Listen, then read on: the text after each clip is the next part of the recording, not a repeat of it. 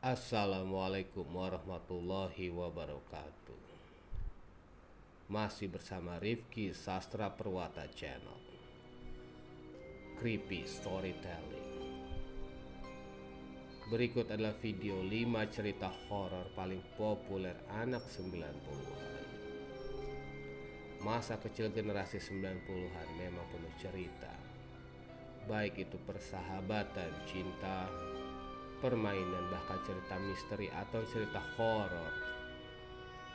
Pada masa kecil memang banyak anak-anak menggunakan imajinasinya untuk menceritakan sesuatu, seperti yang akan saya ceritakan kali ini. Meskipun demikian, ada juga beberapa anak yang memang punya kelebihan dibandingkan anak-anak lainnya, sehingga bisa melihat hal-hal yang tidak bisa dilihat orang biasa. Kalau generasi milenial biasa menyebutnya indigo. Berdasarkan hal-hal tersebut, jadi wajar kalau masa kecil Gen 90-an banyak dibumbui cerita-cerita horor. Biasanya, cerita-cerita horor ini diceritakan pada saat jam pelajaran kosong atau saat jam istirahat. Pada masa itu juga populer acara-acara misteri di beberapa stasiun televisi. Jadi wajar kalau cerita-cerita yang beredar di generasi 90-an itu hampir sama. Yang pertama, sekolah pasti bekas tempat angker. Hampir semua anak 90-an pasti setuju kalau pernah mendengar cerita seram di sekolahnya. Entah sekolahnya itu bekas kuburan atau rumah sakit atau tempat angker lainnya. Sepertinya sudah melekat saat kita masuk ke SD dulu. Entah apakah cerita ini masih ada zaman ini atau tidak. Tapi cerita ini semakin sukses membuat sekolah makin tampak menyeramkan, selain hukuman dari guru-guru kita. Kadang cerita-cerita horor ini masih dibumbui lagi dengan cerita lain, bahwa ruangan kelas adalah bekas kamar mayat atau makam. Umumnya bangunan sekolah pada tahun 90-an banyak yang berbentuk panjang dengan lorong-lorong serta pintu-pintu kayu kuno yang lebar mirip seperti rumah sakit. Dan yang paling menyeramkan itu biasanya di toiletnya. Selain kotor, bau pesing, juga tak ada lampu sehingga makin terasa menyeramkan. Telepon siksa kubur.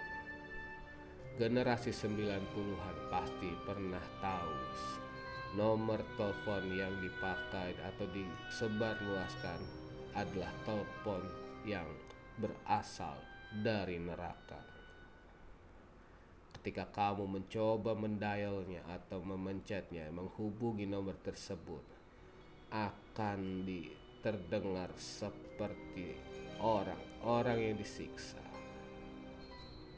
Seperti ringback tone yang saat ini populer. Entah tahun 90-an teknologi apa yang dipakai. Namun benar, ketika kita menelpon nomor tersebut, terdengar suara-suara seram orang sedang disiksa. Dan biasanya kita akan langsung lari atau teriak ketakutan. Hantu suster. Banyak cerita tentang hantu suster berkeliaran di tahun 90-an. Seperti suster gepeng. Hal-hal ini berkaitan dengan rumah sakit karena memang rumah sakit tempatnya biasanya seram dan mengerikan. Banyak cerita beragam kenapa suster gepeng ini ada.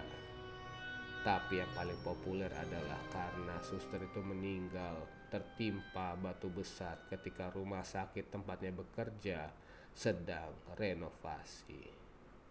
Selain itu, Ada juga versi lain dengan kisah suster tersebut meninggal karena terjepit di pintu lift.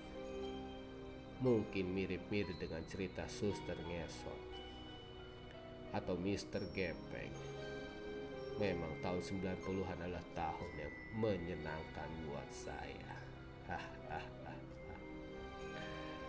Hantu ambulans. Cerita ini populer terutama buat kalian yang tinggal di kawasan Kota Kembang atau Bandung.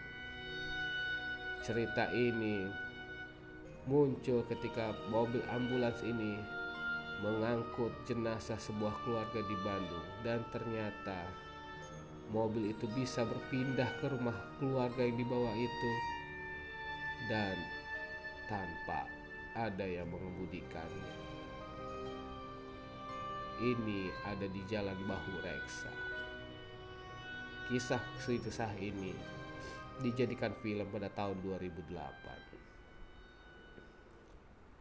Saya pun pernah melewatinya, tapi biasa saja. Mungkin hanya bumbu-bumbu saja yang ditambahi.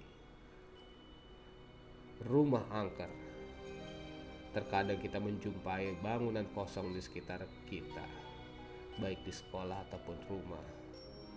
Bangunan kosong sering dianggap bangunan yang angker.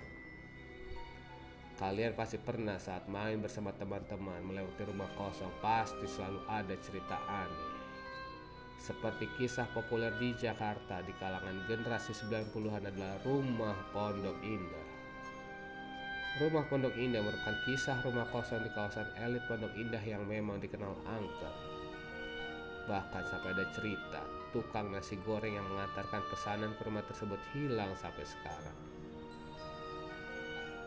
Dari cerita-cerita itu, kita mulai mengadaptasi dan selalu menganggap setiap rumah kosong pasti angker.